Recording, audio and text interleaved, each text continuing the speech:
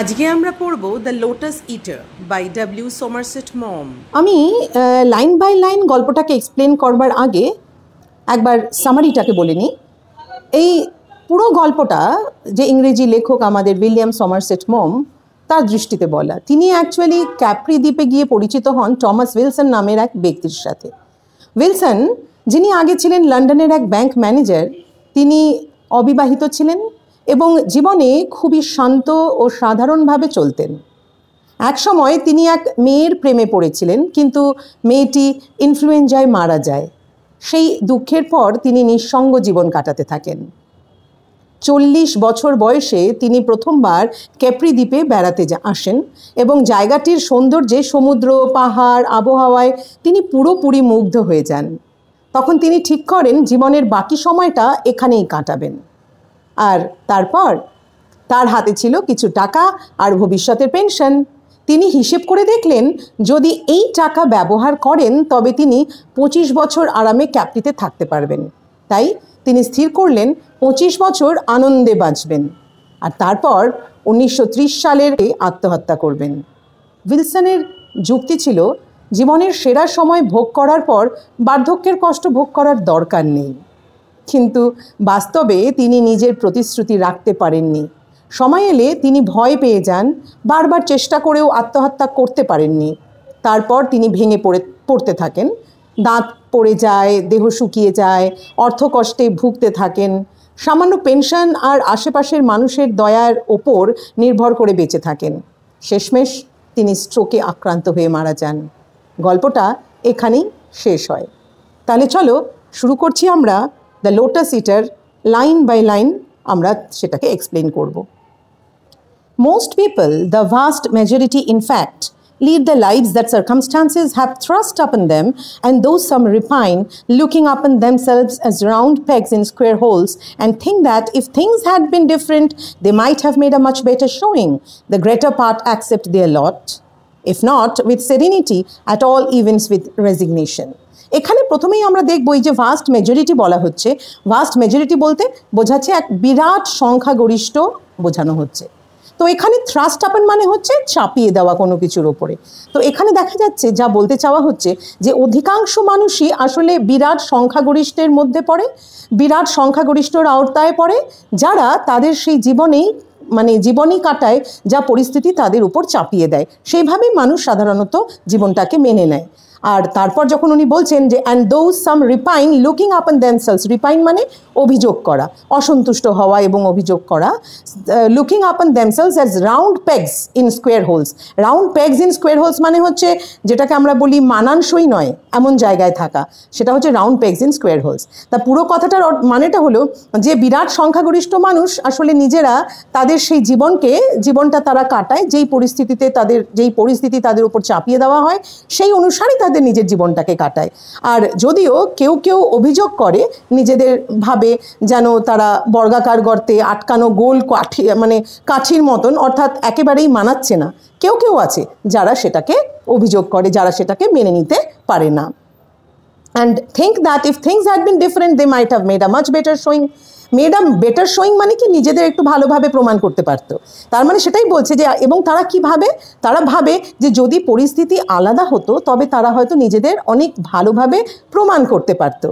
The greater part accept their lot, if not with serenity at all events with resignation. Lot মানে ভাগ্য, নিয়তি, সেরিনিটি মানে প্রশান্তি, আর এই রেজিগনেশন শব্দটির মানে হচ্ছে আত্মসমর্পণ করা।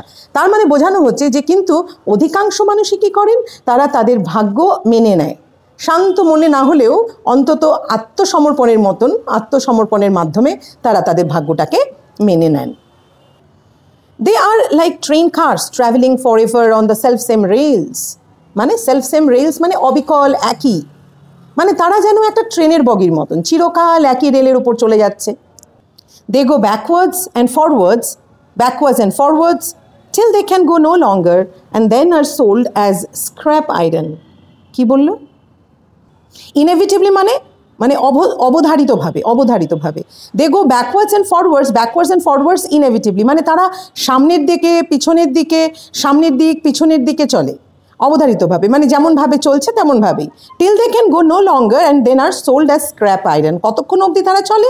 যতক্ষণ অবধি তারা ভাঙাড়ি লোহা হিসেবে বিকৃত না হন। মানে কি, যতক্ষণ না আর চলতে পারছে, আর তারপর বিক্রি হয়ে যায় এক ভাঙাড়ি লোহা হিসেবে। It is not often that you find a man who has boldly taken the course of his life into his own hands. বলা হচ্ছে যে বোল্ড কথাটা, বোল্ডলি মানে ভীষণ সাহসিকতার সাথে, কোর্স অফ হিজ লাইফ মানে জীবনের পথের কথা বলা হচ্ছে। তো মানে হলো যে বিরলই ঘটে, এটা ভীষণ বিরল ঘটনা যে তুমি এমন কাউকে পাবে তোমার জীবনে যে সাহস করে নিজের জীবনের পথ নিজের হাতে তুলে নিয়েছে। এমন লোক কিন্তু ভীষণ কমই পাওয়া যায়। আর তারপর বলা হচ্ছে when you do it is worthwhile having a good look at him. আর তুমি যদি তা করো তাহলে সার্থক। worthwhile মানে কি? সার্থক। মানে আর যখন এমন কাউকে তুমি পেয়ে যাবে নিজের জীবনে, তখন তার দিকে ভালোভাবে তাকানোটা কিন্তু সার্থক। নেক্সট প্যারাগ্রাফের মধ্যে আমরা দেখব that was why I was curious to meet Thomas Wilson. এবার একজন ব্যক্তিত্বকে আমাদের সামনে তুলে ধরা হচ্ছে। বলা হচ্ছে যে কিউরিয়াস মানে কৌতূহলীর কথা বলা হচ্ছে। এই কারণেই আমি টমাস উইলসনের সাথে দেখা করতে কৌতূহলী ছিলাম। কে বলছে? আমাদের এখানে writer. It was an interesting and a bold thing he had done. বলছে এই বড্ড সাহসিকতার একটা কাজ উনি করেছেন। সে যে কাজটি করেছিল তা ছিল ভীষণ আকর্ষণীয় ও সাহসী। Of course the end was not yet and until the experiment was concluded it was impossible to call it successful. Experiment মানে পরীক্ষা বা চেষ্টা, যেটা উনি করতে যাচ্ছেন সেই পরীক্ষা বা চেষ্টা। তো বলা হচ্ছে যে অবশ্যই শেষ তখনও আসেনি, আর চেষ্টা শেষ না হওয়া পর্যন্ত এটিকে সফল বলা তো সম্ভব নয়। এবার কিসের কথা বলা হচ্ছে সেটা আমাদেরকে একটু দেখতে হবে। বলছে but from what I had hard it seemed he must be an odd sort of fellow and I thought I should like to know him. যা কিছু ওনার সম্পর্কে আমি জেনেছিলাম তা দিয়ে আমি যতটুকু জেনেছিলাম যে এই ভদ্রলোক একজন অদ্ভুত ধরনের মানুষ। তো আমি যা কিছু শুনেছি তার সম্পর্কে, আর আমি তাই ভেবেছিলাম যে তাকে জানাটাও বেশ ভালো ব্যাপার হবে একটা। I had been told he was reserved, but I had a notion that with patience and tact I could persuade him to confide in me. আমার ধারণা ছিল যে সে একজন রিজার্ভড মানে চুপচাপ। আমার একটা ধারণা ছিল, I had a Notion, Notion মানে আমার একটা ধারণা ছিল যে সে খুব ট্যাক্ট হবে, পেশেন্ট হবে, ট্যাক্ট হবে মানে কৌশল থাকবে তার মধ্যে। And I could persuade him to confide in me. আমি তাকে ঠিক রাজি করতে পারবো, আমি তাকে ঠিক আস্থা করে নিজের কথা বলাতে পারবো। কনফাইড ইন মানে কি? আস্থা করে বলা, কারো উপরে কোনো আস্থা রাখা, ভরসা রাখা, মানে to confide in him. I wanted to hear the facts from his own lips. বলছে আমি তার মুখ দিয়েই আমি তার সম্পর্কে জানতে চাইছিলাম, আমি তার মুখ দিয়েই তার কথাগুলোকে শুনতে চেয়েছিলাম। People exaggerate, they love to romanticize, and I was quite prepared to discover that his story was not nearly so singular as I had been led to believe. Exaggerate মানে কি? বাড়িয়ে চাড়িয়ে কথা বলা, বাড়িয়ে চাড়িয়ে কথা বলা। তো বলছে আর রোমান্টিসাইজ মানে হচ্ছে কি কোনো কিছুর কল্পনাময় করে বলা কোনো কিছুকে। তো এখানে এই যে সিঙ্গুলার ব্যাপারটা বোঝানো মানে হচ্ছে কেউ ব্যতিক্রমী, একদম একাই, সে একজন ইউনিক তার চিন্তাভাবনা, তো সেটাকে আমরা বলছি ব্যতিক্রমী। তো এটাকে আমরা যদি অনুবাদ করি আমরা এইভাবেই বলবো যে মানুষ প্রায়ই ঘটনাকে কিন্তু বাড়িয়ে বলে, কিন্তু কল্পনাময় করে তোলে, বাড়িয়েও বলে, মানুষ কল্পনাময় করে তোলে। কিন্তু এখানে লেখক বলছেন যে আমি প্রস্তুত ছিলাম যে তার গল্প আসলে ততটা ব্যতিক্রমী নয় যতটা আমাকে বিশ্বাস করানো হয়েছিল। তারপর কি হলো? তারপর তৃতীয় paragraph, and this impression was confirmed when at last I made his acquaintance. It was on the piazza in Capri, where I was spending the month of August at a friend's villa, and a little before sunset, when most of the inhabitants, native and foreign, gathered together to chat with their friends in the cool of the evening. বলছে যে আমার acquaintance মানে এক পরিচিত। তো বলছে এবং অবশেষে যখন আমার সাথে তার পরিচয় হলো তখন এই ধারণা আরও নিশ্চিত হয়ে গেল। কিভাবে? বলছে যে সেই পিয়াজা মানে হচ্ছে একটা চত্বরকে বলা হচ্ছে, একটা জায়গার কথা বলা হচ্ছে। বলছে সেই যে ভিলা, যেখানে আমি 1 মাস ধরে আমার এক বন্ধুর বাড়িতে কাটাচ্ছিলাম, সেই প্রাসাদ সদৃশ এক বাড়ি মানে ভিলা, বলছে এটা সেখানে ঘটনাটা ঘটেছিল।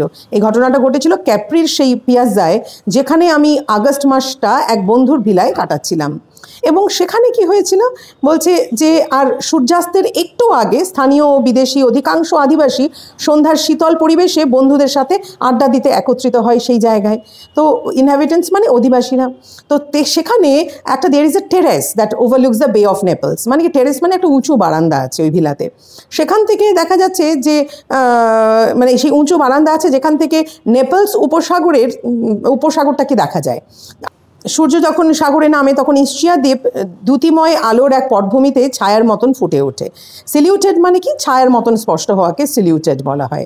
ব্লেজ অফ স্প্লেন্ডার বলতে বোঝানো হচ্ছে দ্যুতিময় আলোর মতন। তারপর বলা হচ্ছে এই যে it is one of the most lovely sights in the world, মানে এটা পৃথিবীর একটা অন্যতম মানে মনোমুগ্ধকর এক দৃশ্য। I was standing there with my friend and host watching it when suddenly he said, বলছে তখন আমি দাঁড়িয়েছিলাম, আমার এক বন্ধু, ও মানে সেই আমার বন্ধু ছিলেন ওখানকার হোস্ট আর কি, সেখানে আমি তার সাথে দাঁড়িয়েছিলাম এবং সেটা দেখছিলাম। তখন হঠাৎ আমার বন্ধু বলে উঠলো, লুক দেয়ার ইজ উইলসন, মানে দেখো ওখানে উইলসন। এবার আমি বললাম কোথায়? বলছে এই যে the man sitting on the parapet with his back to us, he is got a blue shirt on. ওই যে দেখো, দেখা যাচ্ছে না? প্যারাপেট মানে দেওয়ালের এক উঁচু ধারে বসার যে জায়গা, সেটাকে প্যারাপেট বলা হয়। বলছে ওই দেখো লোকটা যে প্যারাপেটের ওপর বসে আছে আমাদের দিকে পিঠ দিয়ে, তার গায়ে নীল শার্ট আছে, তার কথা বলা হচ্ছে।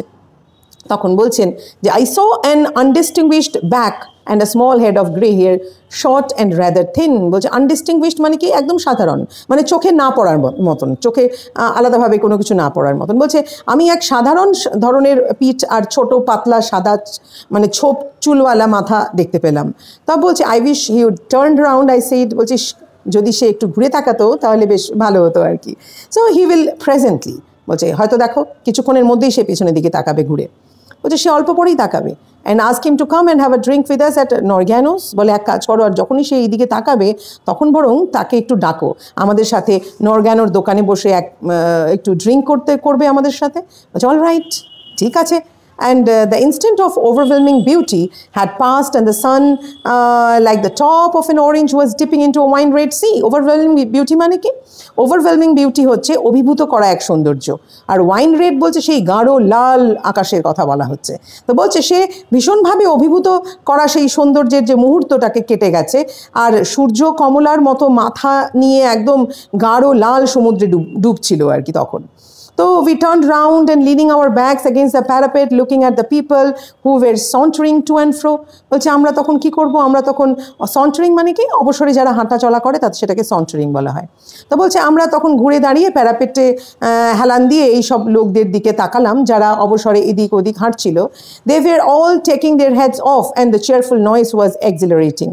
বলছে সবাইকে দেখছিলাম, সবাইকে কেমন লাগছিল? exhilarating মানে ভীষণ প্রাণবন্ত করে এমন কিছুকে exhilarating বলা হয়।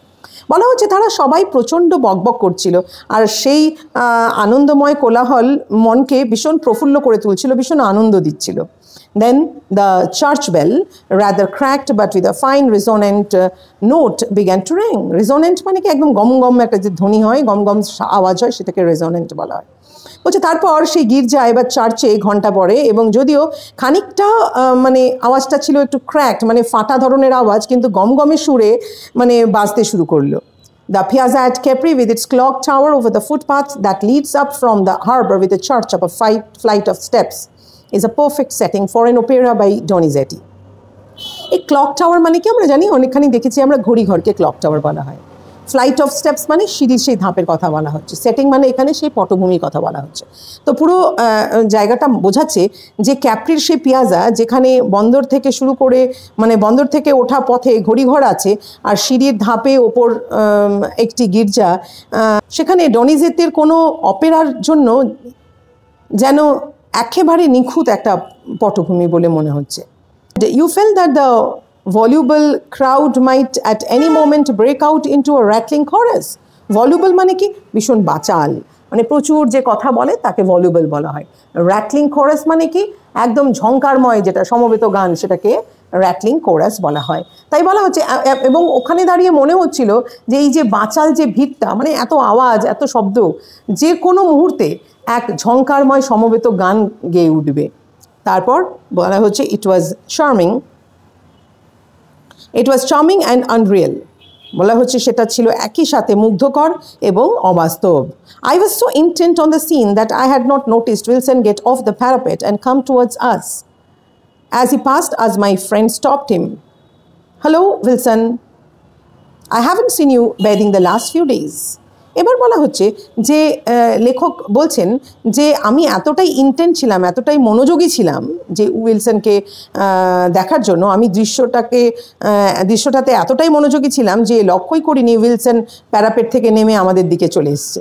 তো সে যখন আমাদের পাশ দিয়ে গেল, আমার বন্ধু তাকে থামিয়ে বলল, এই যে উইলসন, গত কয়েকদিন তো তোমাকে স্নান করতে দেখিনি। তো তখন সে বলছে উইলসন তখন বলছে আমি অন্য পাশে স্নান করেছিলাম একটু পরিবর্তনের জন্য। এবং তার বন্ধু তখন বলল, my friend then introduced me. Wilson কি করলো? Wilson shook hands with me politely but with indifference. মানে a great many strangers come to Capri for a few days or a few weeks, and I had no doubt he was constantly meeting people who came and went. And then my friend asked him to come along and have a drink with us. এবার বলা হচ্ছে যে উইলসনকে দেখা হলো যে মানে পরিচয় যখন আমাদের লেখকের বন্ধু যখন তার পরিচয়টা করিয়ে দেয়, উইলসন ভীষণ ভদ্রভাবে তার সাথে হাত মেলালো, তবে ভীষণ উদাসীন এক ভঙ্গিতে সেই হাতটা মেলালো। অনেক অচেনা মানুষ আসলে ক্যাপ্রিতে আসে কয়েক দিনের জন্য বা কয়েক সপ্তাহের জন্য, আর আমি নিশ্চিত, মানে লেখক বলছেন, আমি নিশ্চিত ছিলাম যে সে প্রায়ই এমন লোকেদের সাথে দেখা করে যারা আসে আর চলে যায়। তারপর আমাদের সেই বন্ধু তাকে আমরা আমাদের সাথে মানে একটু ওয়াইন খেতে ডাকলো। তারপর বলা হচ্ছে যে I was just going back to supper he said. সে উত্তর দিল, না আমি তো সবে রাতের খাবারের জন্য যাচ্ছিলাম। সে বলল যে can't it wait? I asked, ওটা কি একটু অপেক্ষা করতে পারবে না? একটু পরে করা যায় না? আমি জিজ্ঞাসা করলাম। রাইটার বলছেন, I suppose it can be. হি স্মাইলড, বললো যে আমার তো মনে হয় পারাই যেতে পারে। তো বলে সে হেসে দিলেন। Though his teeth were not very good, his smile was attractive. It was gentle and kindly. বলছে তার দাঁতগুলো খুব ভালো ছিল না, তবে তার হাসি ভীষণ আকর্ষণীয় ছিল। সেটা মানে ভীষণ কোমল ও সদয় ভঙ্গির ছিল একদম। তো he was dressed in a blue cotton shirt and a pair of grey trousers, such creased and none too dean of a thin canvas, and on his feet he wore a pair of very old espadrilles.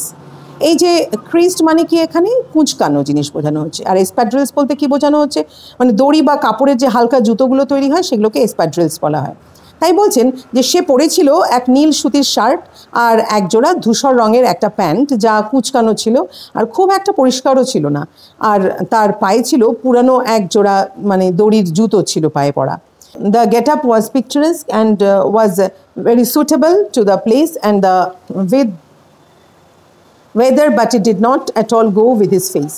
বলা হচ্ছে পিকচারেস্ক মানে কি হচ্ছে, ভীষণ সুন্দর ভঙ্গি বোঝানোর চেষ্টা করা হচ্ছে, মানে চোখে পড়ার মতন, সেটাকে পিকচারেস্ক বলা হচ্ছে। বলা হচ্ছে তার পোশাক ছিল কেমন, একদম চোখে পড়ার মতন এবং জায়গাটা ও আবহাওয়ার সাথে একদম মানানসই ছিল, কিন্তু একেবারেই তার মুখের সাথে মানাচ্ছিল না। It was a lined long face, deeply sunburned. Line face মানে কি ভীষণ কুঁচকানো মুখ, সানবার্ন মানে রোদে পুড়ে গেছে, থিন লিপড মানে পাতলা ঠোঁটওয়ালা বোঝানো হচ্ছে, with small grey eyes মানে চোখগুলো ছোট, rather close together and light neat features, মানে পুরো চেহারাটা কেমন ছিল, ভীষণ পরিপাটি একটা মানে মুখাবয়ব যেটাকে বলবো। তার মুখ ছিল ভীষণ লম্বাটে কুঁচকানো, রোদে পোড়া, ঠোঁট ছিল তার পাতলা, ছোট ধূসর চোখ দুটো বেশ কাছাকাছি, আর তার মুখাবয়বটা কেমন ছিল, পরিপাটি। তারপর বলছে the grey hair was carefully brushed, it was not a plain face. মানে কি ব্রাশড বলতে কি, ব্রাশড মানে ভালোভাবে সন্তর্পণে চুলগুলোকে আঁচড়ে রাখা হয়। তার ধূসর রঙের চুল সুন্দর করে আঁচড়ানো ছিল, মুখটা সাদামাটা ছিল না, বরং যৌবনে উইলসন হয়তো সুন্দরী ছিলেন, কিন্তু মুখে ছিল সংযম আর এক গাম্ভীর্যের ছাপ। হি wore the blue shirt, open the neck, and the grey canvas trousers, not as though they belonged to him, but as though shipwrecked in his pajamas, he had been fitted out with odd garments by compassionate strangers. মানে তার পোশাক আশাক দেখে মনে হচ্ছিল যেন সে যে নীল শার্টটা পরেছিল সেই নীল শার্টটা যেন গলায় খোলা ছিল, উনি যেন গলায় নীল শার্টটা বোতামটা খুলে রেখে আর তার ধূসর ক্যানভাসের যে প্যান্ট পরেছিলেন, তবে সবগুলোই যেন মনে হচ্ছিল যে তার নিজের নয়, বরং মনে হচ্ছিল সে যেন পাজামা পরে জাহাজ ডুবির শিকার হয়েছিল আর দয়ালু কিছু অচেনা মানুষেরা তাকে মানে বেমানান কিছু কাপড় পরিয়ে দিয়েছে, এমনটাই মনে হচ্ছিল। এখানে লেখকের যে কিন অবজারভেন্সটাকে কিন্তু খেয়াল করার মতন। Notwithstanding the careless attire, he looked like the manager of a branch office in an insurance company who should by rights be wearing a black coat with pepper and salt trousers, a white collar and an unobjectionable tie. Notwithstanding মানে কি কোনো কিছু সত্ত্বেও, paper and salt trousers মানে কি কালো সাদা মিশ্র ধূসর কালারের প্যান্ট আর কি, আর আনঅবজেকশনেবল মানে বোঝানো হচ্ছে নির্দোষ, মানে সাধারণ আর কি। তো যেটা বলা হচ্ছে যে এই এলোমেলো যে পোশাক সত্ত্বেও কিন্তু তাকে দেখতে লাগছিল যেন সে কোনো এক বীমা কোম্পানির শাখা অফিসের ম্যানেজার, যে আসলে পরা উচিত ছিল কালো কোট, ধূসর ছোপ ছোপ প্যান্ট, সাদা কলার আর একেবারেই সাধারণ টাই। I could very well see myself going to him to claim the insurance money when I had lost a watch and being rather disconcerted while I answered the questions he put to me by his obvious impression. For all his politeness and that people who made such claims were either fools or knaves. এখানে writer এখানে বলছেন যে আমার মনে হচ্ছিল আমি যেন কল্পনা করতে পারছিলাম যে আমি তার কাছে যাচ্ছি, মানে আমার হারানো ঘড়ির জন্য বিমার টাকা দাবি করতে, আর সে ভদ্রতার আড়ালে আমাকে এমন প্রশ্ন করছে যে আমি বিব্রত বোধ করছি। তার স্পষ্ট ধারণা ছিল যে যারা এই ধরনের দাবি করে তারা হয় বোকা নয়তো প্রতারক, মানে এইটুকুই এখানে। নেভস মানে হচ্ছে প্রতারক বা ছলনাকারী। ডিসকনসার্টেড মানে বিব্রত করা, ঠিক আছে। এবার আসছি আমরা next প্যারাগ্রাফে। Moving off, we strolled across the piazza and down the street till he came to Oregano's. We sat in the garden. Strolled মানে হাঁটতে যাওয়া। তো বলা হচ্ছে তারপর আমরা আমরা সরে এসে পিয়াজা পার হয়ে রাস্তায় নেমে গেলাম, যতক্ষণ না ওরেগানোর দোকানে পৌঁছলাম। আমরা বাগানে বসে পড়লাম। And around us people were talking in Russian, German, Italian and English. বলছে আমাদের চারিপাশে লোকেরা রাশিয়ান, জার্মান, ইটালীয় আর ইংরেজি ভাষায় কথা বলছিল। আমরা তখন কি করলাম, অর্ডার করলাম, আমরা কিছু ড্রিঙ্কস অর্ডার করলাম। যে হোস্ট ছিলেন ওখানে, তার স্ত্রী নাম হচ্ছে ডোনা লুসিয়া। তো ডোনা লুসিয়া কি করলো, দুলে দুলে এগিয়ে এলেন আমাদের দিকে, আর তার নিচু মিষ্টি কণ্ঠে আমাদের সাথে সৌজন্যমূলক আলাপ করলেন উনি, ভীষণ উইথ হার সুইট ভয়েস। হ্যাঁ, তারপর though middle-aged now and portly, she had still traces of the wonderful beauty that 30 years before had driven artists to paint so many bad portraits of her. পোর্টলি মানে কি হচ্ছে, স্থূলকায় চেহারার কথা বলা হচ্ছে। তা বলছে যদিও তখন তিনি মধ্যবয়সী এক মহিলা আর কিছুটা স্থূলকায়, তবুও তার মধ্যে এখনও বা তখনও ছিল সেই বলা যেতে পারে অনিন্দ্য সুন্দর এক সৌন্দর্যের ছাপ, যা 30 বছর আগে শিল্পীদের এত খারাপ প্রতিকৃতি আঁকতে প্রলুব্ধ করেছিল। Her eyes large and liquid were the eyes of Hera, and her smile was affectionate and gracious. এই যে লিকুইড আইস বলতে কি বোঝানো হচ্ছে, স্নিগ্ধ, মানে স্নিগ্ধ চোখের কথা বলা হচ্ছে। তো এখানে বলছে তার চোখগুলো ভীষণ বড় আর স্নিগ্ধ, তার মানে স্নিগ্ধ ছিল, তার হেরার মতন চোখ। বলছে আর তার হাসি ছিল স্নেহশীল বা মার্জিত, ভীষণ এক হাসি ছিল। We three gossiped for a while, for there is always a scandal of one sort or another in Capri to make a topic of conversation, but nothing was said of particular interest, and in a little while Wilson got up and left us. Gossip মানে একটু আড্ডা মারা, গল্প করা, আর scandal মানে হচ্ছে কেলেঙ্কারির কথা বলা হচ্ছে, গসিপ। তা বলা হচ্ছে আমরা তিনজন কিছুক্ষণ গল্প করলাম, কারণ ক্যাপ্রিতে সবসময় এক না এক কেলেঙ্কারির মানে খবর থাকেই আলাপের জন্য। তবে বিশেষ কোনো গুরুত্বপূর্ণ কিছু বলা হয়নি, আর কিছুক্ষণ পরে উইলসন উঠে চলে গেল ওখান থেকে। Soon afterwards we strolled up to my friend's villa. আমরা তারপরেই চলে গেলাম আমাদের বন্ধুর ভিলাতে, দিকে হাঁটতে হাঁটতে আমরা ডিনার করতে গেলাম। আর on the way he asked me what I had thought of Wilson. বন্ধু তখন আমায় জিজ্ঞেস করছিল, যে পথেই সে আমাকে জিজ্ঞেস করলো যে উইলসন সম্পর্কে আমার কি ধারণা হলো। I said nothing. I don't believe there is a word of truth in your story. আমি তোমার কথা শুনে যা কিছু মনে হলো কিছুই না, আমি বললাম। আমি আদৌ বিশ্বাস করি না যে তোমার গল্পের একটুও সত্য আছে। তারপর বলছে কেন, এই কথা কেন বলছো, হোয়াই নট?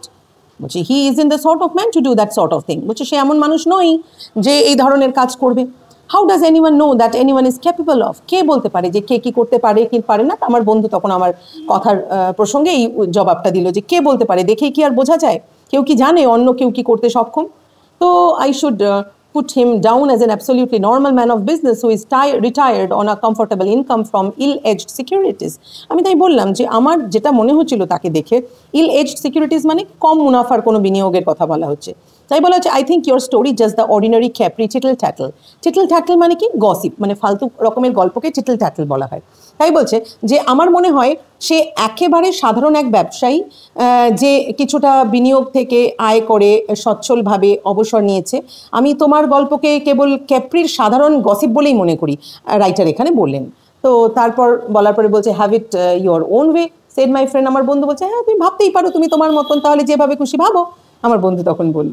এবার বলছে যে we were in the habit of bathing at a beach call the baths of Tiberius. তো বলা হচ্ছে যে এই হ্যাবিট মানে একটা অভ্যেস ছিল তাদের, কোথায়, বাথস অফ টিবেরিয়াস মানে সম্রাট যে টাইবেরিয়াসের নামে পরিচিত যে স্নানঘাটটা সেখানের কথা বলা হচ্ছে যে আমাদের এক অভ্যেস ছিল যখনই আমরা সুযোগ পেতাম টিবেরিয়াস বা টাইবেরিয়াস এই স্নানঘাটের নামে পরিচিত ওই যে সমুদ্র যে সৈকত বা সমুদ্রের যে শোরটা ওখানে আমরা স্নান করতে যেতাম so we took a fly down the road to a certain point and then wandered through lemon groves and vineyards noisy with cicadas and heavy with the hot smell of the sun মানে এখানে বোঝানো হচ্ছে fly মানে এখানে কি করার কথা বলছে মানে একটা কোনো ভাড়ার গাড়িকে নিয়ে ভাড়ার গাড়ি নিয়ে চলে যাওয়া দ্রুত গতিতে সেটাকে ফ্লাই বোঝানো হচ্ছে গ্রোভস বলতে কি বোঝানো হচ্ছে গ্রোভস হচ্ছে বাগানের কথা ভাইনয়ার্ডস মানে আঙুরের বাগান সিকাডাস হচ্ছে ঝিঝি পোকা তোমরা অনেক সবাই চেনো ঝিঝি পোকা মতো মানে গ্রীষ্মকালের সেই ডাক দেওয়া পোকা আর ক্লিফ হচ্ছে একটা খাড়া এক পাথুরে পাহাড় সেটাকে ক্লিফ বলা হয় স্টিপ উইন্ডিং পাথ মানে হচ্ছে খাড়া সেই আঁকা বাঁকা পথ তো এবার এখানে রাইটার বলছেন যে আমরা একটি ভাড়ার গাড়িতে রাস্তার এক জায়গা পর্যন্ত গেলাম তারপর লেবুর বাগান আর আঙুরের ক্ষেতের মধ্যে দিয়ে হাঁটতে লাগলাম চারদিকে ঝিঝি পোকার ডাক আর রোদের ভারী গন্ধে ভরা ততক্ষণ মানে যতক্ষণ না এক খাড়া পাহাড়ের চূড়ায় পৌঁছলাম আমরা একটা ক্লিফের সামনে পৌঁছলাম যেখান থেকে আঁকা বাঁকা খাড়া পথ সমুদ্রের দিকে নেমে গেছে next A day or two later, just before we got down, my friend said, এক দুদিনের পরই আমরা যখন নামবো ওখান থেকে নামার ঠিক আগেই আমার বন্ধু আমায় জিজ্ঞেস করলো ও there is Wilson back again জিজ্ঞেস করলো না বন্ধু আমায় বললো যে ও there is Wilson back again ওই দেখো উইলসন আবার এখানে ফিরে এসেছে We scrunched over the beach, the only drawback to the bathing place being that it was shingle and not sand. Scrunched মানে কি কচমচ শব্দ করতে করতে হাঁটা এটাকে স্ক্রাঞ্চড বলা হয় ঠিক আছে ড্রব্যাক মানে অসুবিধে বোঝানো হচ্ছে সিঙ্গেল মানে কি ছোট ছোট যে পাথর বা নুড়ি পাথর যেটাকে আমরা বলি এটাকে সিঙ্গেল বলা হয় তাই বলছে আমরা সেই কচমচ শব্দ করতে করতে সৈকতে নামলাম আর এই স্নানঘাটের একমাত্র অসুবিধা ছিল জায়গাটা ভীষণ বালুয়ে ভরা বালু দিয়ে ভরা মানে বালুময় নয় আর কি বালুময় আদৌ নয় বরং ওখানে কি ছিল যেটা আমাদের সমুদ্র সৈকত হওয়া উচিত বালুময় হওয়া উচিত বালু দিয়ে ভরা থাকা উচিত কিন্তু তা ওখানে নয় রাদার ওখানে কি ছিল নুড়ি পাথরে একদম ভরা ছিল And as we came along, Wilson saw us and waved. আমাদেরকে দেখতেই আর আমরা যখনই এগিয়ে আসতেই উইলসন আমাদেরকে দেখে হাত নেড়ে মানে অভিবাদন জানালো He was standing up a pipe in his mouth and he wore nothing but a pair of trunks. বলছে কিছু করছিল না ও কি করছিল ও পাইপ মানে ধূমপানের যে পাইপ সেটাকে পাইপ বলা হচ্ছে আর ট্রাঙ্কস মানে সাঁতারের যে ছোট প্যান্ট এটাকে ট্রাঙ্কস বলা হয় তা বলছে সে দাঁড়িয়েছিল মুখে পাইপ আর গায়ে ছিল তার শুধু মানে এক জোড়া সাঁতারের pant His body was dark brown, thin but not emaciated, and considering his wrinkled face and grey hair, youthful. Emaciated মানে কি ভীষণ মানে কঙ্কাল সার যাকে আমরা বলে থাকি রোগা ভীষণ শুকনো আর কি তাই বলছে তার শরীরটা ছিল ভীষণ গাঢ় বাদামি রোগা কিন্তু একেবারে শুকনো নয় তার কুঁচকানো মুখ আর ধূসর যে চুলের কথা ভেবে দেখলে শরীরটা বেশ আশ্চর্যজনকভাবে যৌবন দীপ্ত লাগছিল আর কি তাকে তখন দেখে Hot from our walk, we undressed quickly and plunged at once into the water. Plunged মানে ঝাঁপ দেওয়া বলছে হাঁটার পর শরীরের তো গরম হয়ে গিয়েছিল তাই আমরা দ্রুত পোশাক খুলে একেবারে জলে ঝাঁপিয়ে পড়লাম 6 feet from the shore it was 30 feet deep but so clear that you could see the bottom বলছে যে তীর থেকে মাত্র 6 ফুট দূরেই জলের গভীরতা ছিল 30 ফুট তবুও এতটাই স্বচ্ছ ছিল যে তলদেশটা দেখা যাচ্ছিল It was warm yet invigorating invigorating মানে কি ভীষণ সতেজ করে দেয় যে জিনিসটা সতেজ করে দেওয়া হয় এমন তো বলছে জলটা ছিল ভীষণ উষ্ণ তবে একই সাথে মানে শরীরকে সতেজ করে তুলছিল When I got out Wilson was lying on his belly with a towel under him reading a book আমরা যখন ওখান থেকে বেরিয়ে আসছি তখন আমরা কি দেখলাম যে উইলসন কি করছে যে জল থেকে যখন উঠলাম দেখলাম উইলসন তখন পেটের উপরে শুয়েছিল নিচে তোয়ালে পাতা আর বই পড়ছিল I lit a cigarette and went and sat down beside him. আমি একটা সিগারেট ধরালাম এবং গিয়ে তার পাশে বসে পড়লাম Had a nice swim, he asked. ভালো সাঁতার হলো কি সে জিজ্ঞেস করলো আমায় তখন তারপর He put his pipe inside his book to mark the place and closing it put it down on the pebbles beside him. Pebbles মানে কি ছোট ছোট যে গোল গোল পাথর এটাকে pebbles বলা হয় তো সে নিজের বইয়ের ভেতরে পাইপ ঢুকিয়ে জায়গাটা চিহ্নিত করে রাখলো আর কি এবং বই বন্ধ করে পাশে নুড়ি পাথরের উপর রাখলো বইটাকে He was evidently willing to talk বুঝাই যাচ্ছিল স্পষ্টভাবে যে সে কথা বলতে রাজি ছিল এবং সে কথা বলতে আগ্রহী ছিল অসাধারণ আমি তাকে বললাম লাভলি আই সেড তারপর it's the best bathing in the world এত ভালো এটাই পৃথিবীর সেরা স্নান করার জায়গা বলা যেতেই পারে of course people think those were the baths of Tiberius বলছে হ্যাঁ লোকে কি মনে করে লোকেরা ভাবে এগুলো হচ্ছে টিবেরিয়াসের স্নানঘাট he waved his hand towards the shapeless mass of masonry that stood half in the water and half out masonry মানে কি মেসেনরি মানে হচ্ছে ইট পাথরের যে ধ্বংসাবশেষ, সেটাকে মেসেনরি বলা হয়। তো শেপলেস মাস মানে কোনো আকার নেই ওই মুহূর্তে, একটা স্তূপ মাত্র, কোনো আকার হীন এক স্তূপ আর কি। তাই বলা হচ্ছে অবশ্যই লোকেরা ভাবে এগুলো টিবেরিয়াসের স্নানঘাট, সেই হাত নাড়লো সেই আকারহীন সেই ইট পাথরের স্তূপের দিকে, যা অর্ধেকটা জলের নিচে ছিল আর অর্ধেকটা জলের বাইরে দাঁড়িয়েছিল। But that's all rot, it was just one of his villas you know. তখন বলছে যে না, সবই ঠিক আছে, কিন্তু রট মানে বাজে কথা, এগুলো বেকার কথা। বলছে কিন্তু ওসব সমস্তই বাজে কথা, আসলে এটা তার একটি মাত্র ভিলা ছিল। I did, but it is just as well to let people tell you things when they want to.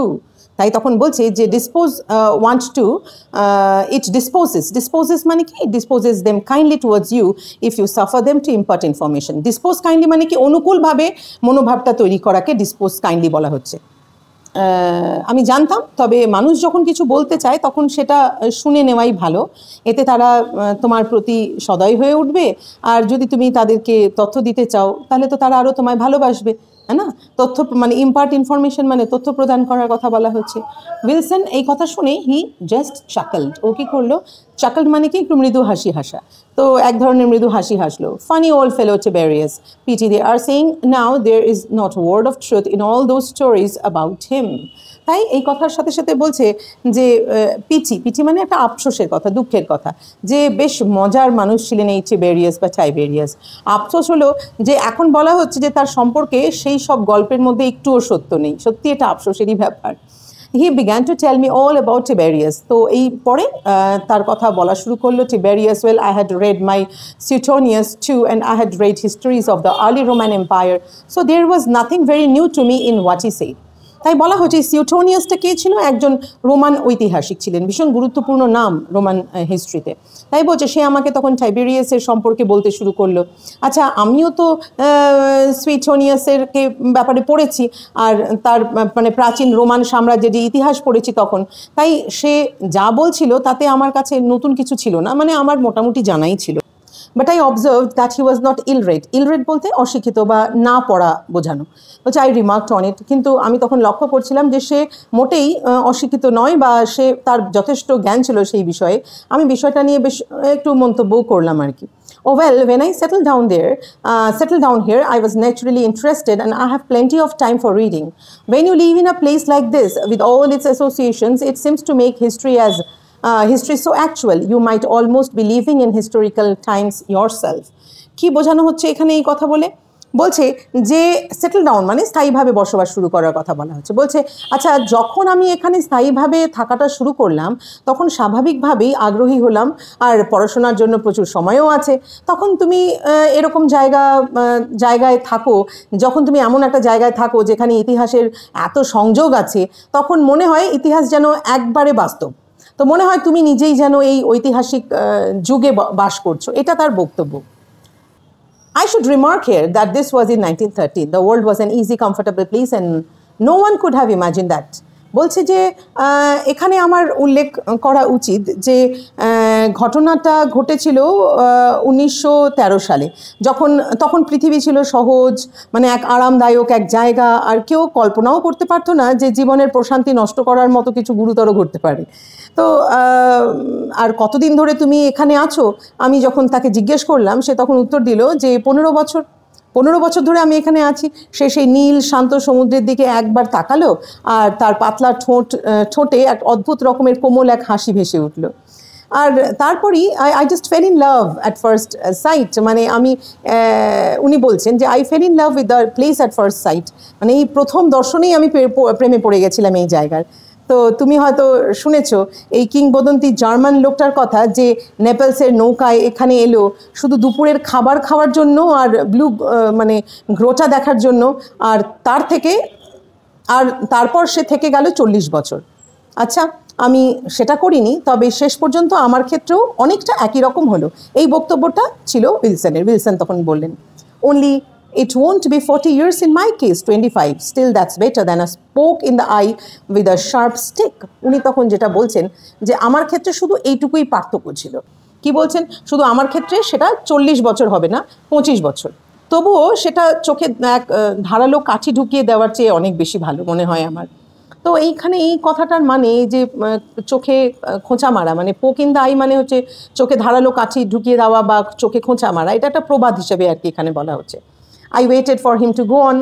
আমার শুনতে ওর কথা বেশ ভালোই লাগছিল, তো আমি অপেক্ষা করলাম সে যেন আরও কিছু বলে, কারণ সে যেটুকু বলল তাতে মনে হচ্ছিল সত্যি আমি যেই অদ্ভুত গল্প শুনেছিলাম তাতে কিছুটা হলেও সত্য থাকতেও পারে।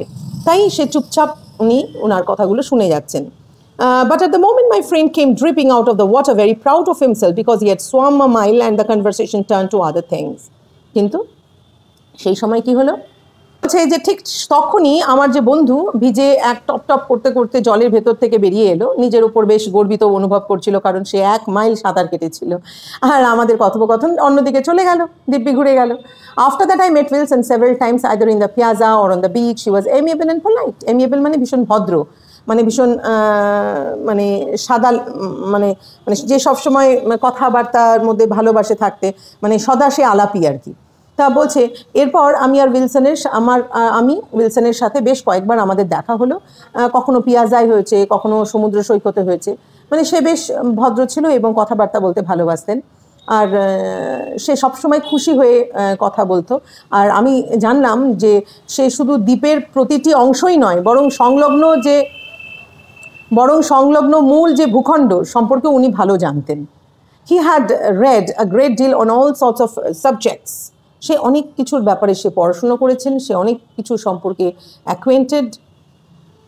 সে মানে নানা রকম বিষয়ে অনেক পড়াশোনা করেছিলেন, তবে তার বিশেষ দক্ষতা ছিল রোমের ইতিহাসের ব্যাপারে, আর এই ব্যাপারে সে যথেষ্ট জ্ঞান সম্পন্ন ছিলেন আর কি। তারপর দেখা যাচ্ছে হি seem to have little imagination. শুধু তাই নয়, তার মধ্যে বিশেষ কল্পনা শক্তিও ছিল। কল্পনা শক্তি ছিল না, এবং তার বুদ্ধিমত্তা কিন্তু গড়পড়তা বলেই মনে হচ্ছিল আর কি। সে বেশ হাসতো, তবে সংযমের সাথে, আর মানে হাসাটা ভীষণ রিস্ট্রেইন্ট করে, মানে সংযমের সাথে হাসতেন, আর তার রসিকতার বোধ জাগত সাধারণ রসিকতার মধ্যে দিয়েই। কমন প্লেস ম্যান, তাকে কেমন মনে হতো? একজন কমন প্লেস ম্যান।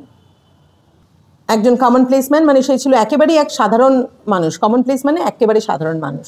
তো প্রথমবার একান্তে কথা বলার সময় সে যে অদ্ভুত মন্তব্য করেছিলেন সেটা কিন্তু আমি এখনো ভুলিনি, কিন্তু সে আর কখনো ওই বিষয়ে ঘেঁষেও কিছু আর বলেন না। কার কথা বলছেন এখানে রাইটার, মানে অথার বলছে এখানে উইলসনের কথা। One day on our return from the beach, dismissing the cab at the piazza, my friend and I told the driver to be ready to take us up to Anna Capri at 5. এবার কথা হচ্ছে Anna Capri মানে কি, সেই ক্যাপ্রির উপরের অংশটা আর কি, ওটাকে অ্যানা ক্যাপ্রি বলা হয়, উঁচু এলাকা আর কি, যেই অবস্থিত যেই শহরটা সেটাই ছিল হচ্ছে অ্যানা ক্যাপ্রি। বলছে একদিন আমরা যখন ওই সমুদ্রের সৈকত থেকে ফিরে এসে পিয়াজায় গাড়িকে বিদায় করছিলাম, তখন আমার বন্ধু আর আমি গাড়িওয়ালাকে বললাম যে বিকেল 5টায় যেন আমাদের অ্যানা ক্যাপ্রিতে নিয়ে যেতে উনি তৈরি থাকেন আর কি। তারপর ওখান থেকে আমরা কি প্ল্যান করলাম, আমরা যাচ্ছিলাম মন্টে সেলারো হচ্ছে একটা ক্যাপ্রির সর্বোচ্চ পাহাড়কে মন্টে সেলারো বলা হয়, ঠিক আছে।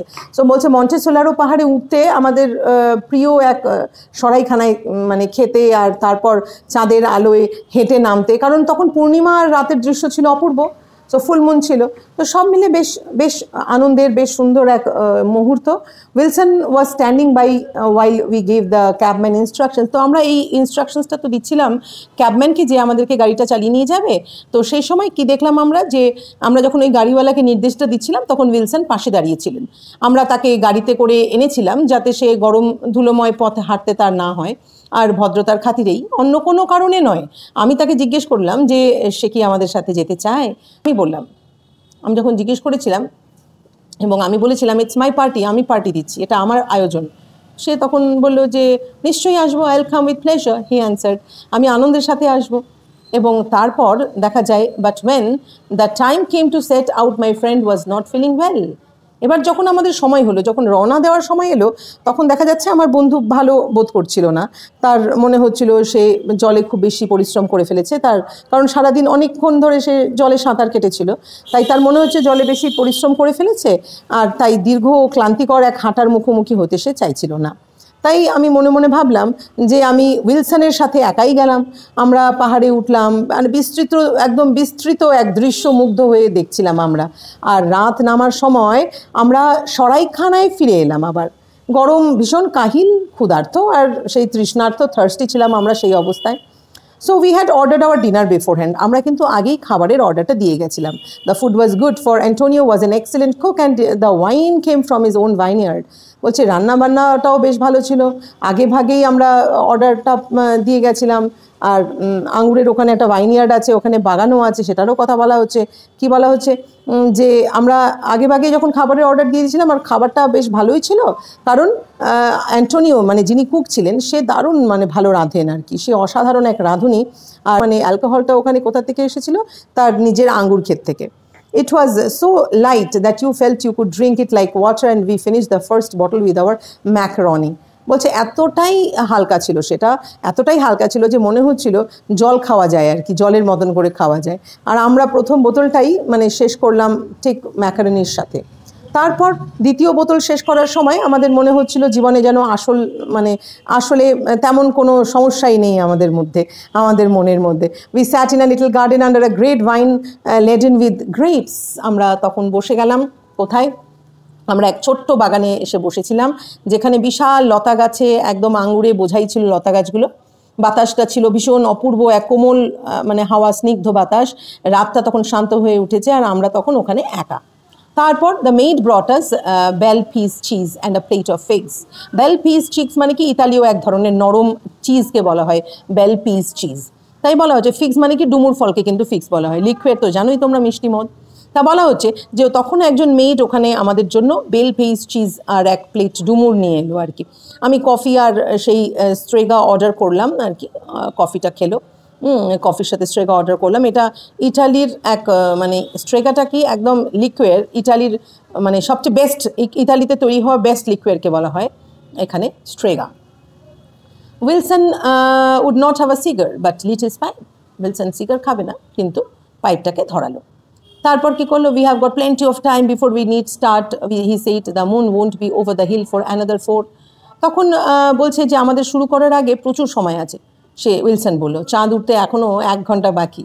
এখানে বোঝানো হচ্ছে যে চাঁদ উঠুক আর না উঠুক, আমি চনমনে ভঙ্গিতে বললাম আর কি, অবশ্যই আমাদের প্রচুর সময় আছে। ক্যাপ্রির অন্যতম আনন্দ হলো এখানে কোনো তারা নেই, এটাই হলো সবচেয়ে বেশি আনন্দ। তখন উইলসনের উত্তর, leisure, he said, if people only knew it's the most priceless thing a man can have, and they are such fools they don't even know it's something to aim at. এইবার চলে আসলো তার জায়গা। এবার উইলসন নিজের কথাতে চলে আসলো, যেই কথাটা এতক্ষণ ধরে আমাদের রাইটার শুনতে চাইছিল উইলসনের মুখে। উইলসন তখন বলছে অবসরের কথা বলছো, লেজারের কথা বলছো? বলছে মানুষ যদি এটা জানতো তাহলে তো হয়েই যেত। মানুষের জীবনে এটাই সবচেয়ে অমূল্য এক জিনিস, অথচ তারা এতটাই বোকা যে বোঝেই না এটাকেই লক্ষ্য করা উচিত। বলছে কাজের কথা কি বলছে? Work, the work for work sake. তারা কাজ যে করে কিসের জন্য কাজ করে? বলছে কাজ তো তারা শুধু করে কাজ করার জন্য কাজ করে। তাদের এতটুকু বুদ্ধি নেই যে বুঝতে যে কাজের আসল উদ্দেশ্যই হলো অবসর পাওয়া। তা এই কথাগুলো উইলসন তুলে ধরে এবং তারপর বলছে যে কিছু লোকের উপর মানে অ্যালকোহলের প্রভাব হয় তাদের সাধারণ চিন্তা ভাবনায় ডুবিয়ে দেওয়া। এই মন্তব্যগুলো সত্যি ছিল, তবে কেউ বলতে পারতো না যে এগুলো মৌলিক আসলে। হ্যাঁ, এগুলো যে আসলে মৌলিক, এগুলো যে অ্যাকচুয়ালি রিফ্লেকশন চিন্তা ভাবনা হিসেবে ধরা হচ্ছে। I did not say anything but struck a match to light my cigar. কি বলছে যে আমি ম্যাচ ধরালাম, একটা দিয়াশলাই ধরালাম। আমি কিছু বলছিলাম না, আমি শুধুমাত্র দিয়াশলাই ধরালাম। তা বলছে it was full moon the first time I came to Capri. বলছে আমি তখন প্রথমবার যখন ক্যাপ্রিতে এলাম তখন ছিল পূর্ণিমা। সে চিন্তা নিমগ্ন ভঙ্গিতে সে বলতে লাগলো, হয়তো আজকের রাতের চাঁদটাই তখন ছিল, মানে এখানে আমাদের উইলসন বলছে ইট ওয়াজ আই স্মাইল। বলছে আচ্ছা সেই একই এক চাঁদই তো, তাই না? আমিও হেসে বললাম এই কথা, আমাদের রাইটার বলছে। তারপর he grinned, the only light in the garden was what came from an oil lamp that hung over our heads. বলছে গ্রিন মানে কি দাঁত বের করে হাসাকে গ্রিন বলা হয়।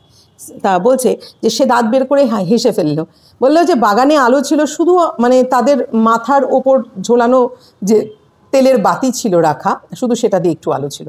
খাওয়ার জন্য যে আলোটা কম ছিল, কিন্তু গোপন কথা বলার জন্য তো সেটা বেশ ভালোই লাগছিল। হ্যাঁ, তো তারপর বলছে যে I didn't mean that, I mean it might be yesterday when I first came. Time doesn't exist here. It's the most wonderful thing in the world. এবার রাইটার এখানে উইলসন এখানে বলছে না, আমি সেটা বলতে চাইছি না।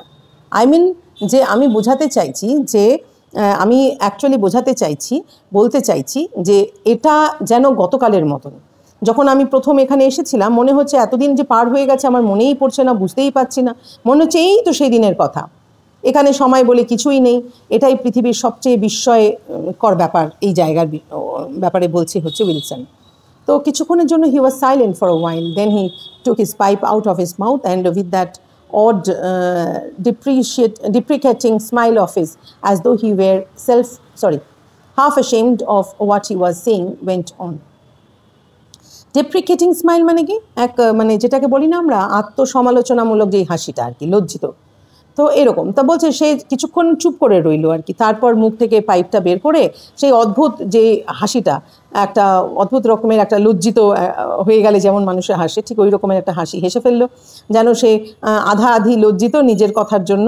আবার বলতে শুরু করলো, সে বলছে, I wonder if you would like to hear how it was I came to do what I did. এবার শেষ তার পয়েন্টে চলে আসলো, বলছে আমি ভাবছি যে তুমি কি, রাইটারকে বলছে, তুমি কি এখনও শুনতে চাও এখন কিভাবে আমি সেই কাজ করেছিলাম? আমার মনে হয় না এটা বলতে 10 মিনিটের বেশি লাগবে। মানে এখানে দেখা যাচ্ছে সেও যেন বলতে ইচ্ছুক। তো বলছে I should like it very much. বলে নিশ্চয়ই, আমার খুব শোনার ইচ্ছে। বলে তাহলে নিশ্চয়ই। He reflected for an instant. Reflected মানে কি, সে কিছুক্ষণের জন্য চিন্তা করলো। রিফ্লেক্টেড মানে চিন্তা করা। It all seems a very long time এগো। এইবার ও বলা শুরু করছে। উনি তখন বলছেন যে সবই এখন অনেক আগে ঘটে গেছে বলে মনে হয়। অবশ্য যখন ফিরে দেখি সব কিছু যেন স্বপ্নের মতন মনে হয়, কিন্তু ক্যাপ্রিতে সব কিছুই কিছুটা স্বপ্নের মতো বোধ হয়। হয়তো এই কারণেই আমি এখানে থেকে গেছি, উইলসন এখানে বলছেন। হি গেভ আ লিটল লাফ, তারপর সে একটু হেসে দিল আর কি। হেসে দিয়ে বলছে, সে হালকা একটু হাসলো, তারপর প্রায় দুঃখ প্রকাশের মতন ভঙ্গিতে তার গল্পটা শুরু করলো। এবার গল্পটা কিভাবে শুরু করলো, সে বলছে, you see I was a bank manager. এবার সে তার নিজের গল্পটা বলা শুরু করলো।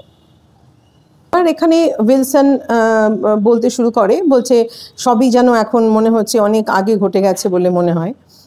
অবশ্য যখন ফিরে দেখি সব কিছু যেন মনে হয় স্বপ্নের মতো, কিন্তু ক্যাপ্রিতে সব কিছুই কিছুটা স্বপ্নের মতো বোধ হয়। হয়তো এই কারণেই আমি থেকেই গেছি এখানে।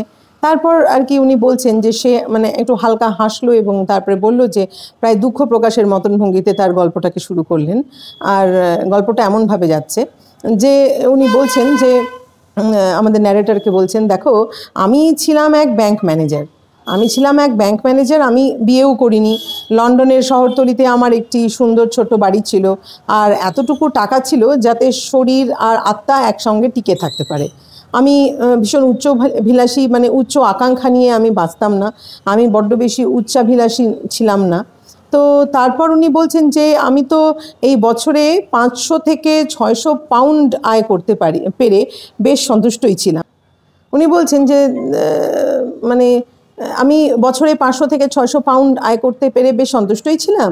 আর আমার অনেক বন্ধু ছিল, আমি যাদের সাথে গল্ফ খেলতাম আর ব্রিজ খেলতাম, তবে আমাকে লোকজন তেমন জনপ্রিয় বলতো না আর কি। উইলসন এখানে নিজের কথা বলে যাচ্ছেন। উনি তারপরে বলছেন যে আমি একটু কেমন ছিলাম, একটু চুপচাপ আর একটু লাজুক স্বভাবের ছিলাম। বলতে পারো যে আমি একটু নিরানন্দও ছিলাম আর কি। আমার কাজ খারাপ ছিল না, তবে আমি কখনো তাতে তেমন সফল ছিলাম বলে আমার মনে হয় না। উনি বলছেন যে আমার মনে হয় আমি সেই একইভাবে চলতে থাকতাম যতক্ষণ না অবসর নিয়ে পেনশন পেতাম। তারপর গ্রামে একটা ছোট কটেজ কিনে সেখানে মৃত্যুর আগে পর্যন্ত থাকতাম। মানে I was not dissatisfied with my wife. আর উনি বলছেন আমার জীবনে আমি সন্তুষ্ট ছিলাম না, জানো কারণ কি, আমার জীবনে উনি বলছেন যে আমার জীবনে আমি অসন্তুষ্ট ছিলাম না। জীবনে অনেক বড় কোনো ঘটনা ঘটতো না, তবে যথেষ্ট সুখকরই ছিল আমার জীবনটা। কিন্তু এক সময় কি হলো, কিন্তু তোমাকে আমার আজকে এটা বলতে হবে যে আমি যখন তরুণ ছিলাম তখন আমি এক মেয়ের প্রেমে মরিয়া হয়ে পড়েছিলাম। সে ছিল খুব সুন্দরী আর মিষ্টি স্বভাবের, আর জীবনে আমি শুধু তাকেই ভালোবেসেছিলাম। এবং তারপর কি দেখা গেল, সেও তখন দেখা যাচ্ছে সেই মহিলাটি বা সেই মেয়েটিও আমায় পছন্দ করতো। আমাদের বাগদান হয়ে গেছিল। তখন আমার বয়স ছিল মাত্র 24। তারপর সে ইনফ্লুয়েঞ্জায় আক্রান্ত হয়ে মারা যায়। আমি ভীষণভাবে ভেঙে পড়েছিলাম এবং তারপর রাইটার বলছে যে I never got over it, I didn't seem to care for women after that. বলছে তারপর থেকে আর সেটাকে কাটিয়ে আমি উঠতে পারিনি ওই ঘটনাটাকে। বলছে আমি কখনোই সেটা কাটিয়ে উঠতে পারিনি। তারপর থেকে মানে আর কোনো দিনও বা আর কোনো নারীর প্রতি আমার আগ্রহ জন্মায়নি। আমার মনে হয় আমি এক প্রকার নিঃসঙ্গ জীবন কাটিয়েছি এবং আমি প্রায় 40 বছর বয়সে ক্যাপ্রিতে এলাম। কয়েক বছরের মধ্যে এটাই ছিল আমার প্রথম ছুটি, আর আমি এই জায়গায় প্রেমে পড়ে গেলাম এবং তারপর এটা আমাকে আমার চাওয়া সব কিছু দিয়েছিল, সমুদ্র, পাহাড়, রোদ, মধুর মানুষ, হ্যাঁ, অ্যালকোহল, যে বাতাস আমি শ্বাস নিচ্ছিলাম, আমি কখনো এত সুখী আগে হইনি। এটা আর কি উইলসন আগে বোঝাচ্ছেন তার সেই মুহূর্তে তার মানসিক অবস্থানটা কেমন ছিল।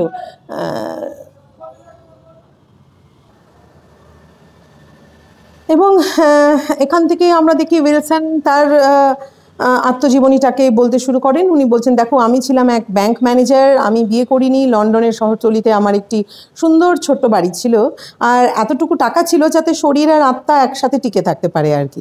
মানে উনি বলছেন যে আমি ভীষণ উচ্চাভিলাষী ছিলাম না, আমি বছর 500 থেকে 600 পাউন্ড আয় করতে পেরে বেশ সন্তুষ্টই ছিলাম।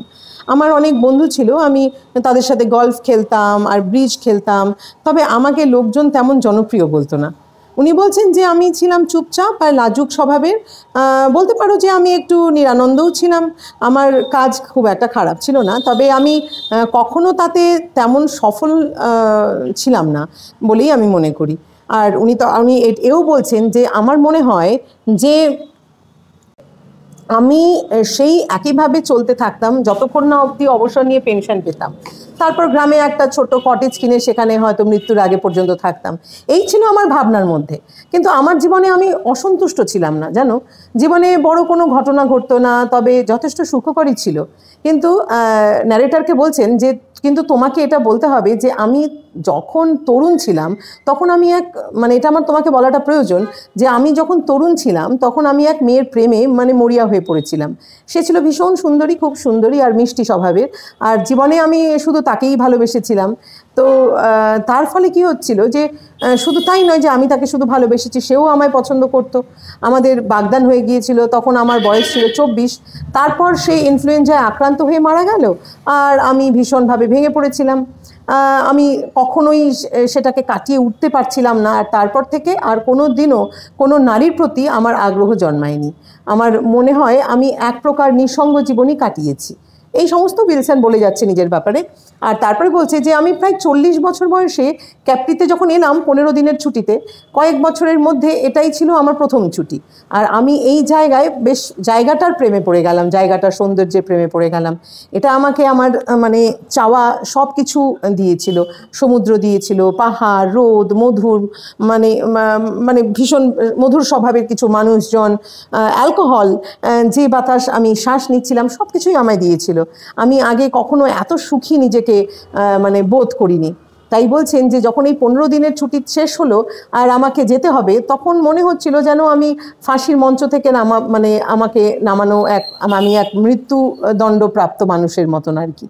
তো আমি একেবারেই সহ্য করতে পারছিলাম না, কারণ ব্যাংকে ফিরে যাওয়ার কথা ভেবে, সেই শহরতলির বাড়িতে ফিরে যাওয়ার কথা ভেবে, গল্ফ আর ব্রিজ খেলার সেই একঘেয়ে চক্রে ফেরার কথা ভেবে, অথবা জীবিকা রোজগারের সেই ক্লান্তিকর কাজের কথা ভেবে সব কিছুই যেন আমাকে খুব ভীষণভাবে অসহ্য করে তুলছিল আমার কাছে। তো সব কিছুই একেবারেই অর্থহীন মনে হচ্ছিল উইলসনের কাছে সেই মুহূর্তে। তখন সে তখন উইলসনের বয়স ছিল মাত্র 35 বছর বয়স। তো মানে খারাপ বয়স নয়, সেটা তো ঠিকই। তখনও শরীর ভরা শক্তি থাকে, আর থাকে যৌবনের কিছুটা বেপরোয়া যে মনোভাব, সেটাও থাকে। এটাই উইলসনের বক্তব্য। উইলসন বলছেন যে আমি তখনই স্থির সংকল্প করলাম যে আমি নতুন করে কিছু শুরু করব।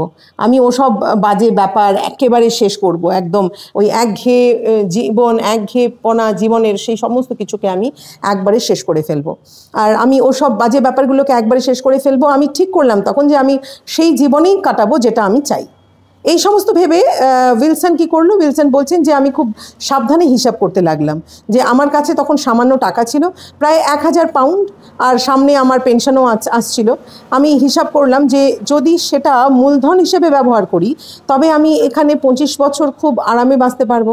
বলছে শুধু তাই নয়, তাতে উইলসনের বয়স ততক্ষণে 60 হয়ে যাবে। আর উইলসন মনে করছেন যে আমি তখন যেভাবেই হোক তার বেশি বাঁচতে চাইও না, 60-এর উপর আমি বাঁচতেও চাইনি। তো আমার কাছে সেটা যথেষ্ট মনে হচ্ছিল, আর আমি জীবনের সেরা সময়টা কাটিয়ে নেব, তারপর তার ইতি ঘটবে। তো বলছে কিভাবে, বলছে আমি জানি যে এটা বলা ভীষণ ভয়ঙ্কর শোনায়, শুনতেও ভীষণ ভয়ঙ্কর শোনায়, কিন্তু উইলসন বলছেন যে আমি খুবই সাধারণ ধরনের মানুষ, যদি আমার সামনে দেখার মতো কিছু না থাকে তবে জীবন বাঁচার মতন হবে না।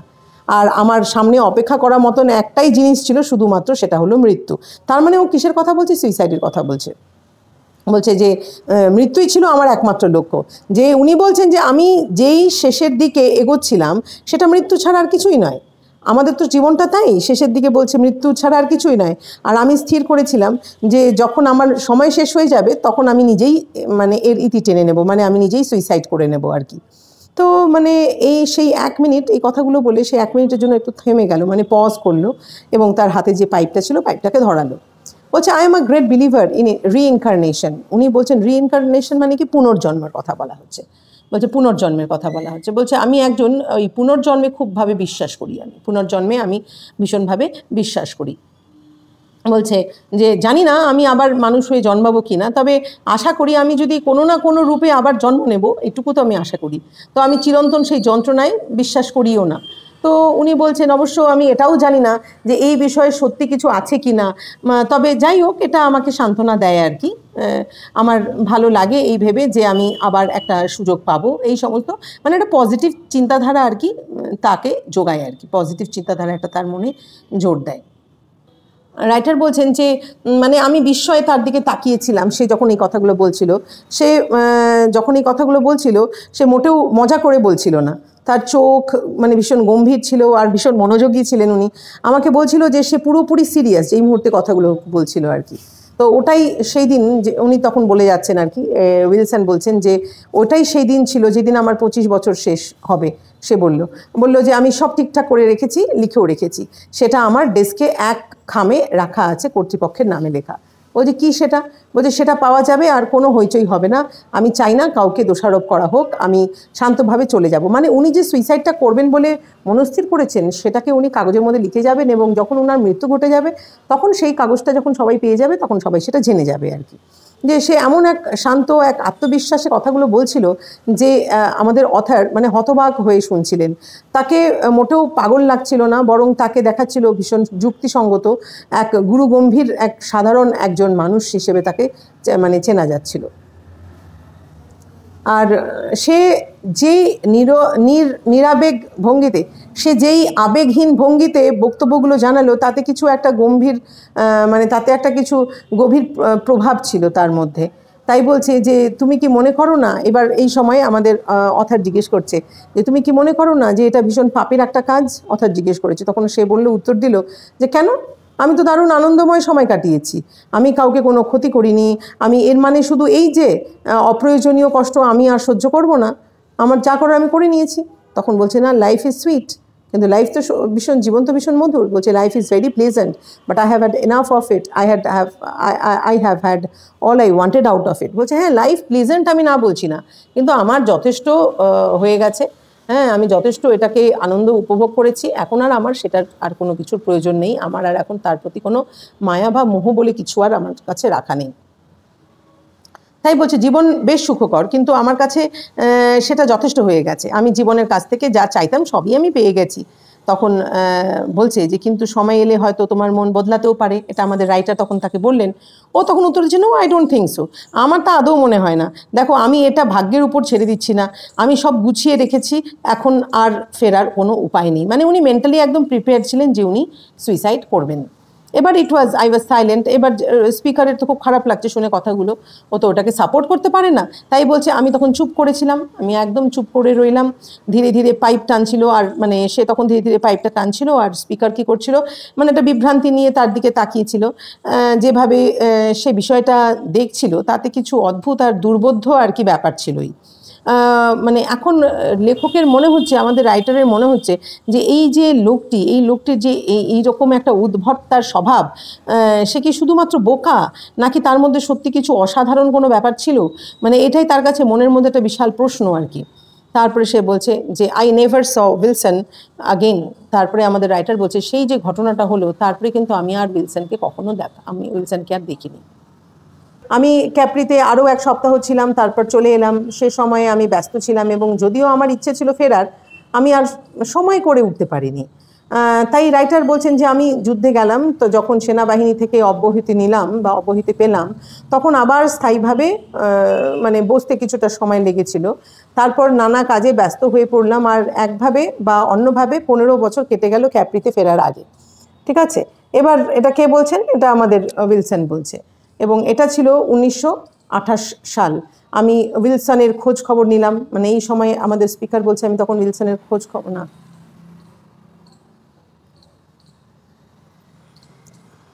উনি বলছেন আমি যুদ্ধে গেলাম। এবার আমাদের রাইটার উনি যুদ্ধে গেলেন, যখন সেনাবাহিনী থেকে অব্যাহতি পেলেন উনি, তখন আবার স্থায়ীভাবে মানে বসতে কিছুটা সময় লেগেছিল। তারপর নানা কাজে ব্যস্ত হয়ে পড়লেন, আর একভাবে বা অন্যভাবে 15 বছর কেটে গেল ক্যাপ্রিতে ফেরার আগে, মানে তারপরে আবার উনি পরে ক্যাপ্রিতে ফিরে আসবেন আর কি। তো বলছেন যে প্রায় 1928 সালে উনি তখন উইলসনের খোঁজ খবর নিলাম, কিন্তু কেউই তার ব্যাপারে তেমন কিছু জানতো না। যখন উনি ফিরে এসেছেন উনি তখন উইলসনের খোঁজ খবর নিচ্ছেন, কিন্তু কেউই উইলসন সম্পর্কে খুব একটা কিছু জানে না। তো কিন্তু সে থেমে থাকেনি, জানে যে উইলসন একটু একা একাই থাকতে ভালোবাসতো, কেপ্ট টু হিমসেলফ মানে সে একাই থাকতে ভালোবাসতো। মানে মনে হলো যে সে একেবারে আলাদা থাকতো, এবং অ্যানা ক্যাপ্রির পথে এক ছোট্ট কটেজে বাস করতো। কিন্তু এখানে রাইটার বলছেন যে but I was told that if I wanted to see him I should find him in the afternoon in the pergola cafe. যে আমার যদি তার সাথে দেখা করতে হয় তাহলে আমাকে কোথায় পৌঁছতে হবে?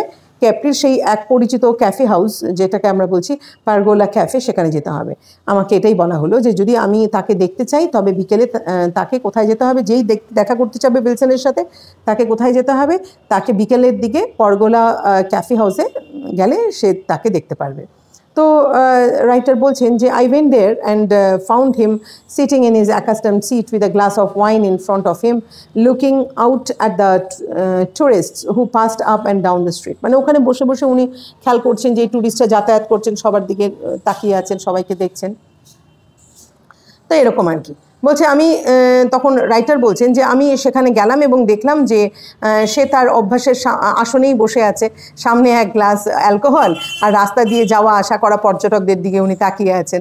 বলছে সে অনেকটাই বুড়িয়ে গিয়েছিল ততদিনে, অনেকটাই বয়স বেড়ে গেছিলো তার চুলগুলো পুরোপুরি সাদা হয়ে গিয়েছিল, মুখে কুঁচকানো, আর মানে মুখটাও ওনার ভীষণ কুঁচকানো এবং একটু শুকনো ভাব দেখা যাচ্ছিল।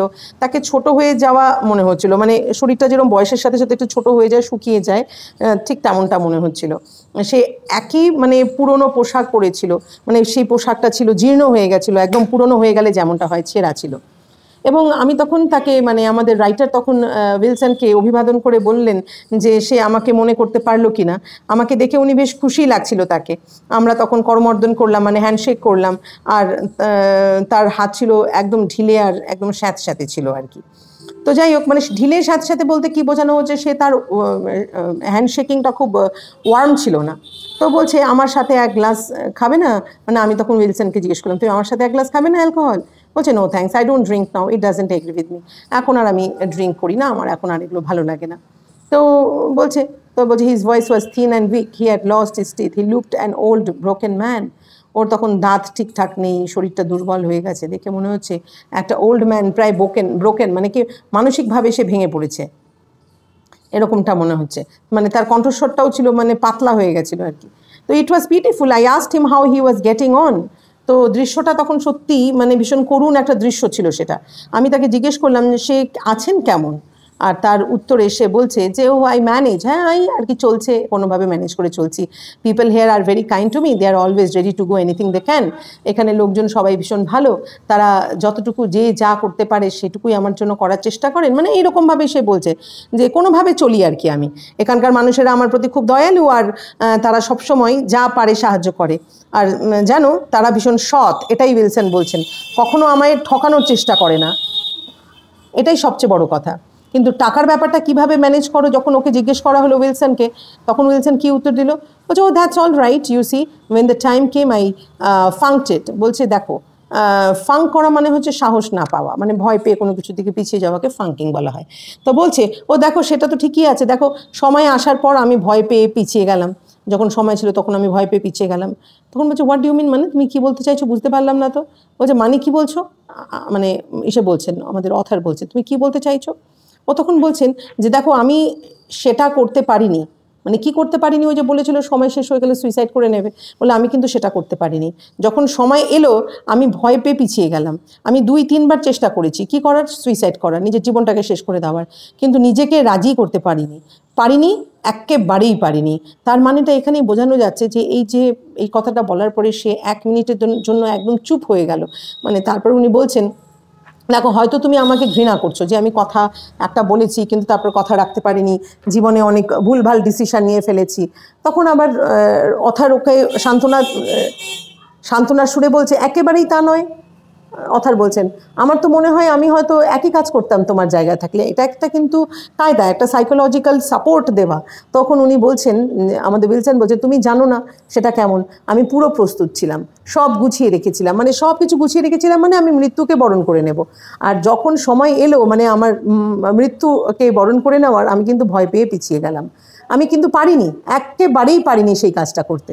এই বলেই he sighed, his face twitched a little, সে একটা দীর্ঘশ্বাস ফেললো, ওর মুখটাও কেমন হয়ে গেল, মানে একটু কেঁপে উঠলো ওর চেহারাটার মধ্যে। তখন বলছে যে এবং তারপরে উনি বলছেন যে আমি কি করলাম, এখন আমি একেবারে শেষ হয়ে গেছি, আমার হাতে শুধু পেনশন আছে, আর সেটা খুবই সামান্য পেনশন আছে, আমি যেভাবে পারি আমি বাঁচি। মানে এখানকার মানুষরা মানে আমার প্রতি খুব দয়ালু সেটা ঠিক আছে, কিন্তু আমার বাঁচার জন্য আর আমার পক্ষে খুব অসুবিধা হচ্ছে, মানে আমি আর যেই পথ ভেবেছিলাম আমি করে নিয়ে নেব, যেই পথকে আমি বেছে নেব সেই পথ আর করতে পারলাম না। তার ফলে হয়েছে কি এখন টাকা পয়সারও এখন একটা স্ক্যারসিটি হয়ে গেছে। তো ন্যারেটর বলছে যে আমি মানে উনি কি বলবেন এই সমস্ত কথা শুনে, ন্যারেটর তখন কিভাবে উনাকে আশ্বস্ত করবেন বা কি বলবেন সেই জিনিসগুলো ন্যারেটর তখন বুঝে উঠতে পারছে না। তাই ন্যারেটর বলছেন যে আমি কি বলবো ঠিক বুঝে উঠতে পারছিলাম না। আমি তাকে জিজ্ঞেস করলাম সে এখনও কি তার মানে কটেজেই আছে, মানে ওখানে কি থাকেন। তখন ও বলল যে হ্যাঁ আমি কোনোভাবে সংসার চালাই আর কি, আমার একটা ছোট্ট বাগান আছে যেখানে কিছু সবজি ফলাই, এতে সাহায্য হয় আর কি। কফি হাউসে মানে তারা আমাকে মানে অ্যালকোহল বাকিতে দেয়, সেটাও বলা হচ্ছে, বলতে চাইছে সেটাও ওর প্রতি একটা সিম্প্যাথি দেখানো হচ্ছে। আর বাকি জিনিসগুলো কোনোভাবেই জোগাড় করে নেই, মানে এই অ্যালকোহলটা ওইখানে একটু বাকিতে পাওয়া যায়, বাকি জিনিসগুলো একটু একটু করে জোগাড় করি আর কি। তারপর উনি বলছেন I live very quietly, I go to bed early and I get up early. বলছে আমি জানো তো আমি এখন আমার জীবনটা না বেশ শান্তিময় একটা জীবন আমি কাটাচ্ছি। বলছে আমি প্রতিদিন সকালে আমি ভোরবেলায় আমি এখন খুব শান্তভাবে বাঁচি, তাড়াহুড়ো বলে কোনো জিনিস নেই, তাড়াতাড়ি আমি শুতে চাই আর ভোরে উঠি। এখন আর তেমন পড়াশোনাও করি না, মানে আগ্রহটাই হারিয়ে ফেলেছি, বেশিরভাগ জিনিসের প্রতি আমার আর কোনো রুচি নেই। তখন ওকে জিজ্ঞেস করা হচ্ছে, মানে অথার জিজ্ঞেস করলেন do you ever go up to Anacapri now, তুমি কি এখনও যাও অ্যানাকাপ্রিতে? আগে তো অ্যানাকাপ্রিতে যেতে, তুমি কি এখনও অ্যানাকাপ্রিতে যাও? তখন বলছে যে না sometimes but I can't walk as I use to, I get out of breadth মানে কি হাঁপিয়ে যাওয়া। বলছে কখনো কখনো যাই আর কি, তবে আর আগের মতন হাঁটতে পারি না, হাঁপিয়ে যাই আর কি, বয়স হচ্ছে আর কি। তো তারপরে আবার অথরকে জিজ্ঞেস করছে do you bathe at the baths of Tiberius, আগে যেমনটা করতে? ও বলছে নো, আমি বহু বছর স্নান করিনি, ঠান্ডা জলের ভয় পাই। তার মানে কি হচ্ছে সময়ের সাথে সাথে আমাদের অনেক কিছু পাল্টে যায়, আমাদের ফিজিক্যাল ক্যাপাবিলিটি, আমাদের মেন্টাল স্টেবিলিটি, মেন্টাল স্ট্যামিনা সব কিছু ধীরে ধীরে কমে যেতে থাকে। তো সেটাই বলছে যে সে আবার তার সেই অদ্ভুত আত্মসমালোচনামূলক যেই ছোট্ট হাসিটা হেসে দিল, যেন সে নিজের কথাগুলো বলার জন্য মানে আধা আধি সে লজ্জিত নিজের কাজকর্ম ওপরে, নিজের কথাগুলো ভেবে। তাই বলছে, you know, I think perhaps I made a mistake, I ought not to have stayed here all these years. উনি তখন বলছেন, জানো আমার মনে হয় হয়তো আমি একটা ভুল করেছি, আমার এত বছর এখানে থাকা উচিতই ছিল না, উচিতই হয়নি। আমার উচিত ছিল যখন আমার এখনও শক্তি ছিল তখন চলে যাওয়া আর কয়েক বছর সুন্দর জীবন যাপন করা, কিন্তু এখন আর দেরি করার কোনো সুযোগই নেই। তখন মানে অথার বলছেন, ওসব বলো না, তুমি এখানে চমৎকার সময় কাটিয়েছো, বেশ ভালোই তো সময় কাটিয়েছো। আর ও তখন বলছে, হ্যাঁ আমার চোখের আনন্দ আমি পেয়েছি, আমার ভাগের আনন্দ আমি পেয়েছি, কিন্তু সব শেষ হয়ে গেছে, এখন আর আমি শুধু শেষের অপেক্ষা করছি, এটাই শুধু যা মৃত্যুর অপেক্ষা করছি, আর কিছু নয়, আমি এখন ভীষণ ক্লান্ত। তো তারপরে উনি বলছেন যে সে ভীষণ দুঃখী দেখাচ্ছিল তাকে দেখে, উইলসনকে। উনি বলছেন যে আমি তার জন্য ভীষণ দুঃখ পেলাম আর কি, অথার বলছেন ওর কথাগুলো শুনে। বলছে, ভাবলাম যে যারা তার ক্যাপ্রির আনন্দময় জীবনের প্রতি হিংসা করত, তারা কি কখনো তার এই অবস্থার জন্য হিংসা করতে পারবে বা হিংসা করবে?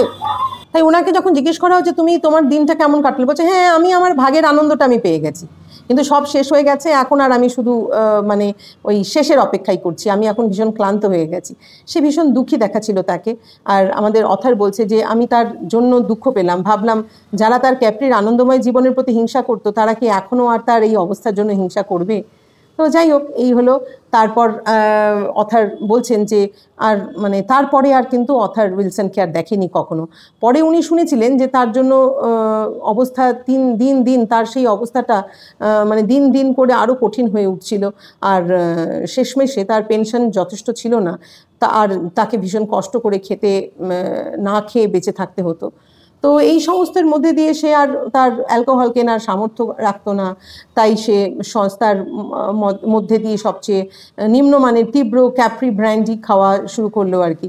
Sometimes he was seen walking alone at night talking to himself and gesticulating. মানে কি জেস্টিকুলেটিং? মানে হাত পা নাড়াচাড়া করা।